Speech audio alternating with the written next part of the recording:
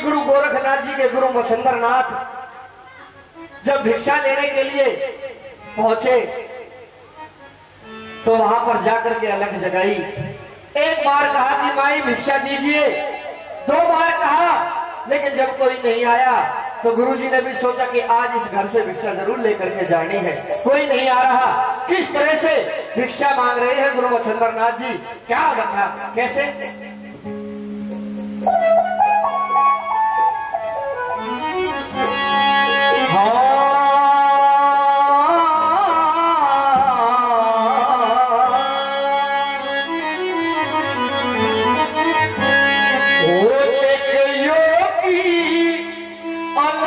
जगावे माई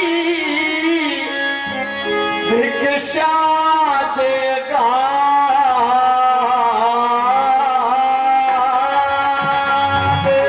बड़े गुरु गोरखनाथ जी महाराज की। और भजन के अंदर, भजन में बिल्कुल मन लगा के चलना है सभी भक्तों को। हो सकता है आप जो मांगो इस भजन में आपकी मुराद भी पूरी हो जाए। क्या वो एक योगी अलग जगावे माई भिक्षा देगा, एक योगी अलग जगावे माई भिक्षा देगा, एक योगी अलग जगावे माई भिक्षा देगा, एक योगी अलग जगावे माई भिक्षा देगा।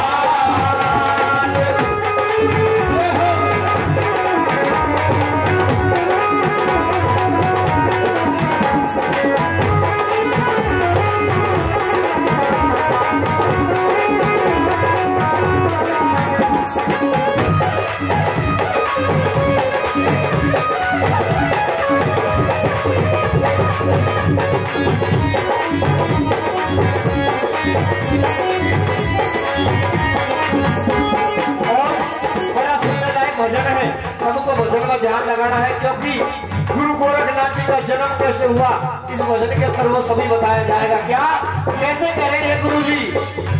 तूता नहीं हो तूता फड़ियो, तूता नहीं हो तूता फड़ियो, राम करे हरे घी के बड़ियो, राम करे हरे घी के बड़ियो, हरि राम करे हरे घी के बड़ियो, राम करे हरे घी के बड़ियो, हरि ककरी सुख के बसियो माई भिक्षा देगा, योगी अलग जगावे माई भिक्षा देगा।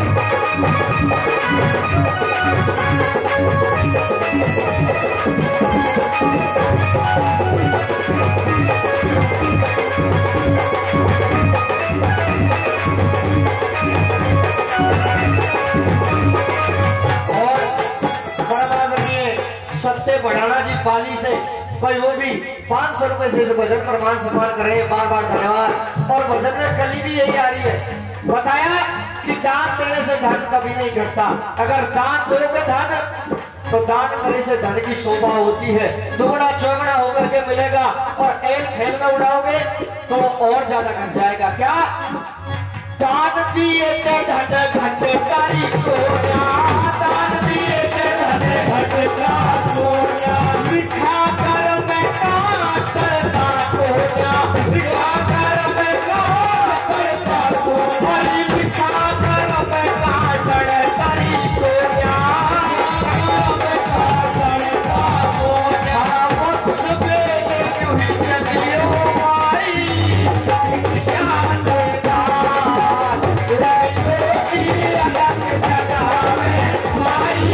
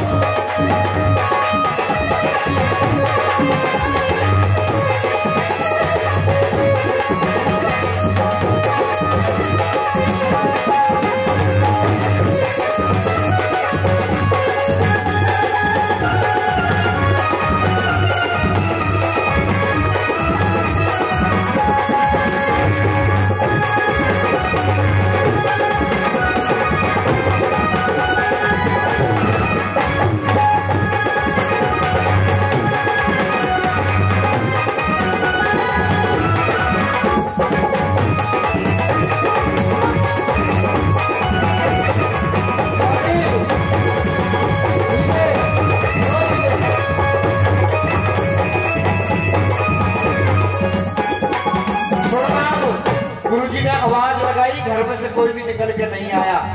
थोड़ी देर बाद वो सरस्वती ब्राह्मणी अपने घर से बाहर आई।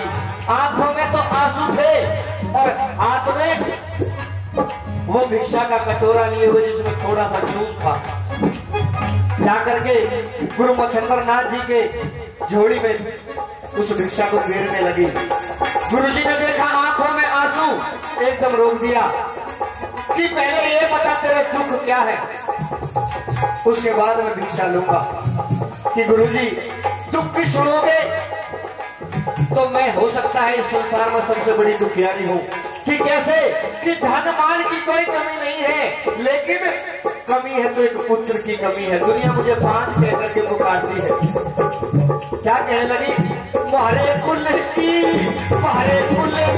मेल जलाते योगी मानो एहसान। तुम्हारे कुल की मेल जलाते योगी मानो एहसान। तुम्हारे कुल की मेल जलाते बाबा मानो एहसान।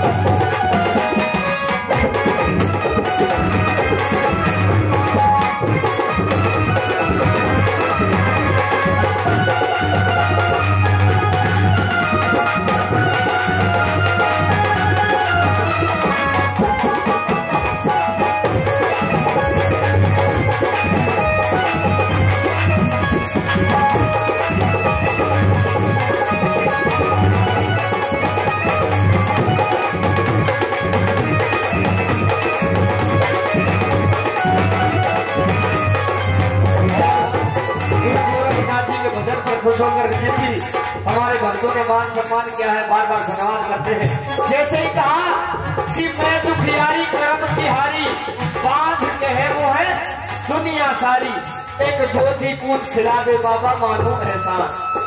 अब तो गुरुजी ने अपनी झोली में से एक बबूत निकाली और निकाल करके उसे दे दी।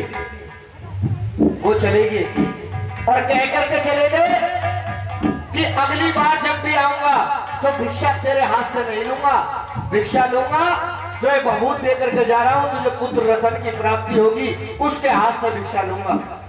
अब गुरुजी चले गए। वो खुशी के मारे फूली नहीं समाई और कहने लगी कि बाबा मुझे तो आशीर्वाद दे करके चले गए, अब मैं भी गोदी में लाल खिलाऊंगी। तो किसी पड़ोसन से कहा कि मुझे बाबा बबूत दे करके गए हैं, लेकिन पड़ोसन ने कह दिया कि बाबा पर विश्वास मत करना, इस बबूत को फेंक दे, कभी तेरे साथ में कुछ उल्टा सीधा हो जाए। जाकर के बबूत एक कूड़ी पे जाकर फेंक दिए वहीं पे। अब होते करते 5-7 साल बीते, उस कूड़ी में से आवाज आनी शुरू हो गई।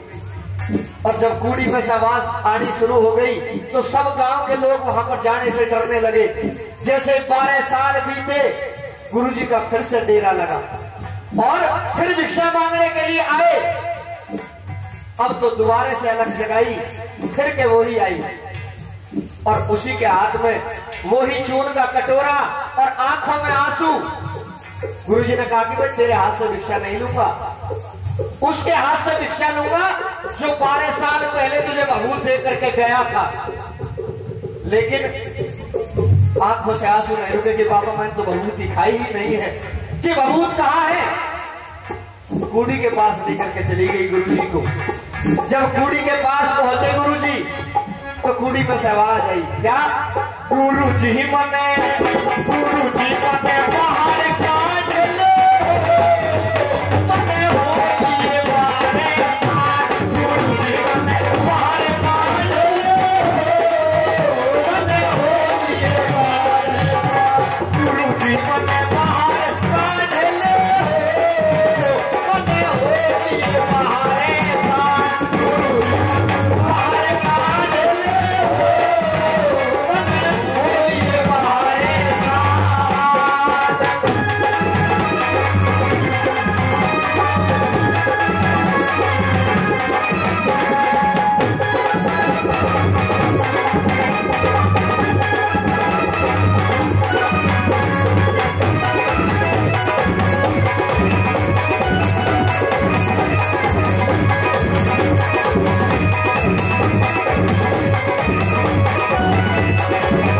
तो इसीलिए कहा कि जब साधु संत आए तो उनका मान सम्मान करना चाहिए, क्योंकि साधु संत जो सच्चे होते हैं उनकी वाणी कभी गलत नहीं होती।